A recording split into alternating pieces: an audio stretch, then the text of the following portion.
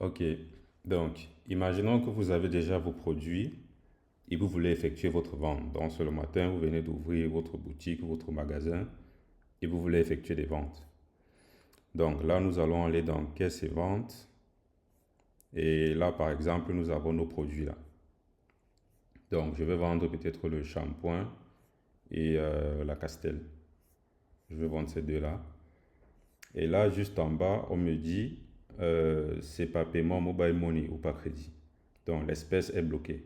Pourquoi? Eh bien parce que la caisse est fermée. Donc là, on dit caisse fermée, espèce indisponible.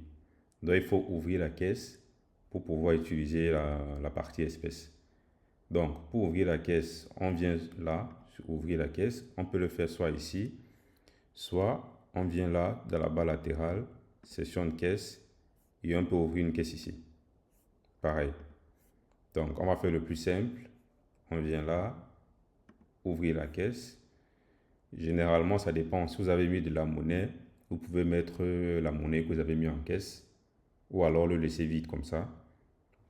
Par exemple, je vais dire que j'ai mis la monnaie de 1000 francs et que je peux choisir la caissière. Si c'est un supermarché. Donc, généralement, les supermarchés ont plusieurs caisses. Donc, on peut les ajuster là-dedans. On peut ajouter les caisses. On peut ajouter les caisses. Si on a plusieurs caisses, et les nommer en fonction de comment on veut qu'ils apparaissent. Donc là, je vais ouvrir ma caisse avec 1000 francs à l'intérieur. Voilà. Et vous voyez que la partie espèce est activée. Donc, je peux soit payer, soit aller sur les paiements multiples. Dans les paiements multiples ici, ça c'est si on a des utilisateurs qui vont payer une partie en cash et l'autre à crédit. Donc, par exemple, par espèce ici, je peux mettre, OK, la facture c'est 1700 et que le client m'a donné 1000 francs. Vous allez voir là, le système va nous dire qu'il reste 750 en termes de crédit. Bon, on va faire simple pour cette démo. On va payer directement.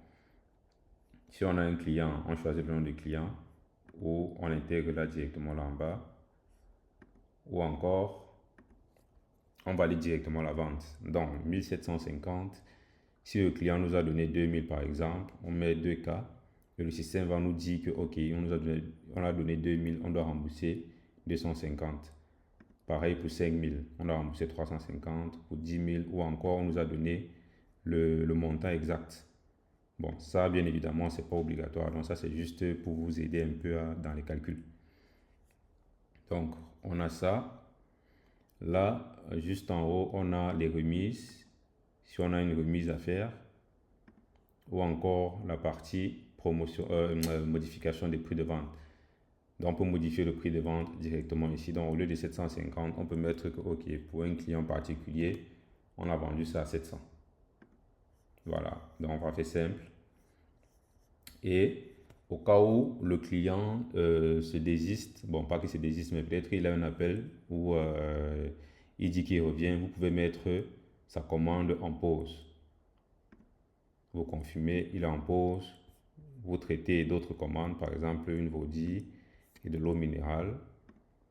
Vous vendez, voilà. Et quand le client revient et dit que bon, ok, il veut valider sa facture, vous venez là, vous cliquez sur le petit bouton jaune là, et vous avez sa facture ici. Vous appuyez dessus et ça revient. Et là, vous pouvez valider maintenant la vente de ce client. Voilà.